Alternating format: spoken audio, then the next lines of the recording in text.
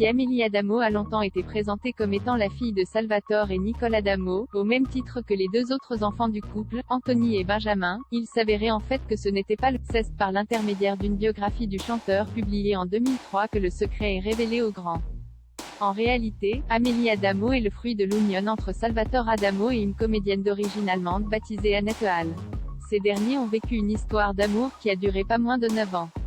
Le chanteur s'était confié à ce sujet dans une interview accordée à Paris Match en 2010. Il a fallu attendre le moment propice pour que le public sache la vérité. Je ne voulais blesser avec la mère d'Amélie. J'ai vécu une grande et belle histoire qui s'est terminée il y a une vingtaine d'années. Amélie a été révélée dès qu'elle a eu l'âge de raison, c'est-à-dire dès qu'elle a eu l'âge de lire. Je ne voulais pas qu'elle tombe sur un article et qu'elle lise qu'elle n'existait pas, avait expliqué Salvatore Adamo à l'époque, avant de se confier sur la réaction de sa femme Nicole, lorsqu'elle a appris l'existence d'Amélie.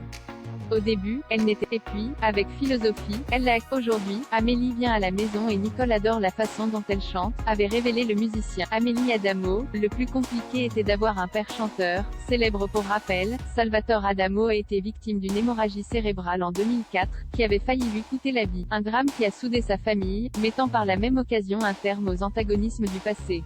C'est ainsi que Nicole et Amélie se sont rencontrées, et que la situation s'est normalisée entre les deux femmes.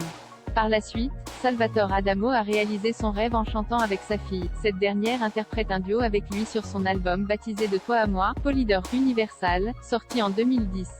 Au cours de ce même entretien avec Paris Match, Amélie Adamo a évoqué son enfance. Je suis née en Allemagne, mais ma mère est venue s'installer en France. Je voyais régulièrement mon père. J'ai très vite été mise au courant de sa situation, de son autre famille. Tout cela m'a toujours paru normal.